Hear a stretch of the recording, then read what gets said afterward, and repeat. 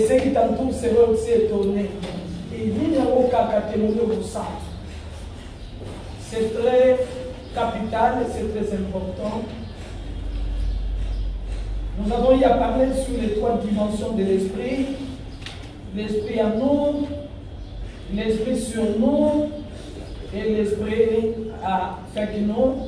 Comme nous avons dit dans l'Ancien Testament, il y avait aussi l'esprit. Dans la création, l'Éternel était présent, Dieu le Père.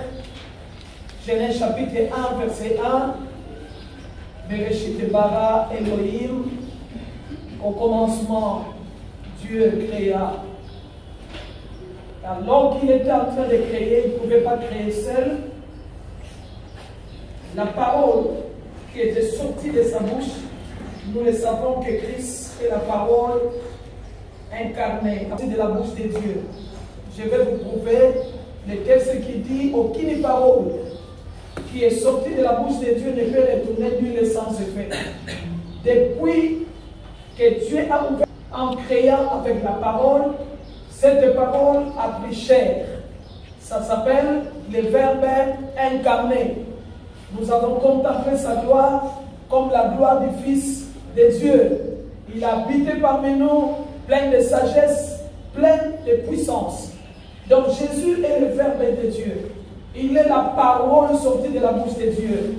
Et cette parole, on lui a dit exclusivement, aucune parole qui est sortie de la bouche de Dieu ne peut retourner nulle et sans effet. Nous sommes dans Genèse chapitre 1, même à 3 ou 1 à 2. Là, nous sommes dans la création. La Bible dit, au commencement, Dieu créa les cieux et la terre.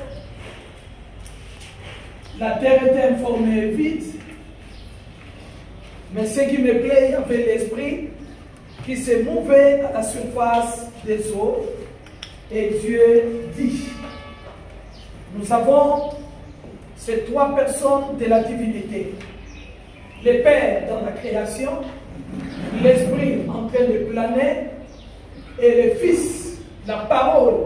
Lorsque Dieu a dit, il a parlé, et de sa bouche est sortie quoi? Une parole. Et c'est une parole puissante et créatrice. Que la lumière soit, et la lumière fut. Alors Jésus, comme le Verbe est sorti de la bouche de Dieu, quand il est venu sur cette terre, je vous raconte l'histoire de Jésus avec Jean-Baptiste. Jean-Baptiste demande à ses disciples, mais après avoir présenté Jésus, il a dit quoi? Voici l'agneau de Dieu qui ôte les péchés du monde. Plus tard, il dira, celui qui vient après moi m'a précédé. J'aime ce français. Celui qui vient après m'a précédé. Donc celui qui vient après moi était avant moi. C'est lui le Verbe incarné. Je ne suis même pas digne de délier les pouvoirs de ses sandales. Il faudrait que moi je fasse quoi? Je diminue et que lui croisse. J'aime encore la dimension élevée de Jean-Baptiste. Il voit Jésus venir pour se faire baptiser.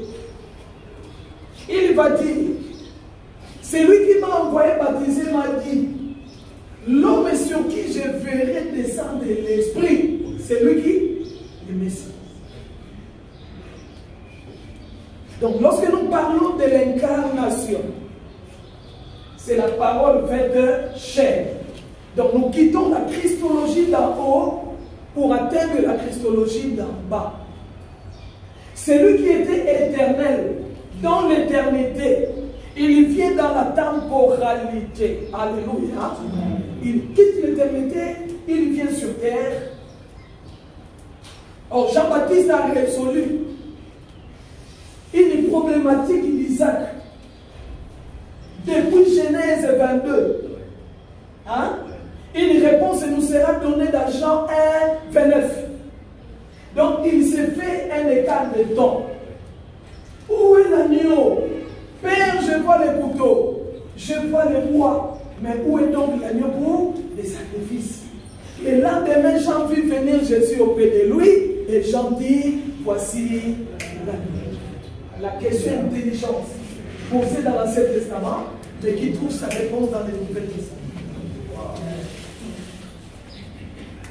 Il voulait un agneau parce que lui ne devait pas être un sacrifice. Isaac, c'est le type de Jésus, mais il n'était pas Jésus. Voilà pourquoi le bélier a été pourvu. Parce que lui ne devait pas mourir pour nous. On cherchait quelqu'un qui n'avait pas de sang mêlé avec les péchés. Or, toute la génération, depuis Adam, était déjà déchue. Nous étions et nous sommes nés dans les péchés. Il fallait un sang pur. Isaac, non, tu ne peux pas nous sauver. Mais il n'était que l'ombre. Il n'était qu'un préfiguratif de celui qui devait venir. Est-ce qu'on est d'accord? C'est ça le tableau. Maintenant, cet agneau qu'on cherchait, il devait être pourvu. Mais dans l'éternité, il est le verbe sorti de la bouche de Dieu. Dans le jardin d'Éden, il est cet agneau, cet animal que Dieu a tué, dont il a versé le sang et qu'il a pris la peau pour couvrir Adam et Ève. Pour dire l'œuvre de la rédemption était en marche. C'était un processus. Donc on peut trouver Jésus dans l'Ancien Testament comme l'ange de l'Éternel, la théophanie. Et on trouve le Saint-Esprit, celui qui a ouvert Bethsalel, pour tout ouvrage du temple. C'est l'esprit d'intelligence, l'esprit de sagesse, l'esprit qui nous rend capables de faire toute œuvre de la part de Dieu. Aujourd'hui, il y a des gens qui n'innovent pas dans le business. Ils ne font que des copier-coller. Mais le Saint-Esprit peut te révéler un besoin dans ton quartier, dans ton coin, que personne n'a su inaugurer. Mais toi, tu commences. Donc le Saint-Esprit, comme Christ, il était là, dans le commencement. Mais il a quitté l'éternité, il s'est introduit dans le temps.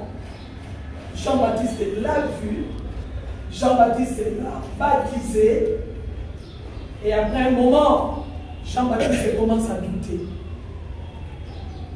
Est-il celui qui devait venir, ou devons-nous, vous avez lu ça, non? Devons-nous attendre un autre? Les disciples des gens sont venus vers Jésus. Qu'est-ce que Jésus a dit? Allez lui dire, c'est moi. Pour dire, l'air n'est pas la parole, mais l'air est aux œuvres de l'Esprit.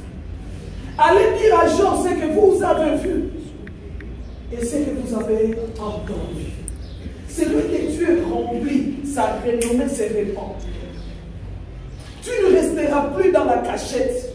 Tu ne resteras plus jamais dans l'anonymat. Tu deviens quelqu'un d'invisible parce que la gloire de Dieu sera sur toi et le monde saura que tu es appelé du nom de l'Éternel. Les gens te craindront et te chercheront. Allez dire à Jean ce que vous avez vu et entendu. Quoi?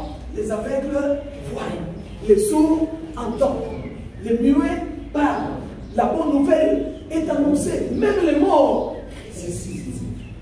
On reconnaît le Messie par les discours programmes. Dis après moi discours programme. Quand il s'est introduit dans Luc 4, l'Esprit de l'Éternel est sur moi parce qu'il m'a oint pour commencer à illuminer. Il a annoncé, le Messie fera ça. Recouvrement des yeux des aveugles. Le Messie fera ça. Libérer les opprimés. Rendre libres les opprimés, libérer les captifs. Le Messie fera. C'est comme quelqu'un qui entre dans le gouvernement, qui, après son mandat, on passe en revue son discours, son plan d'action. Vous trouvez là que c'est un chantier. Premier chantier, deuxième, troisième, quatrième. Oh non, donnez-nous encore du temps. Et Jésus n'avait pas besoin de plus de temps. Il a tout misé sur les 3 ans et il a accompli son discours. N'est-ce pas que les aveugles l'ont vu? N'est-ce pas que les sourds ont entendu? N'est-ce pas que les morts sont ressuscités? N'est-ce pas que la bonne nouvelle est annoncée? N'est-ce pas que les captifs sont libérés? Ma parole et ma prédication ne reposent pas sur des discours. À partir de maintenant, refusez de discourir. Il y a un appris ça. C'est bon pour enchanter la foi. Mais après cela, démontre-nous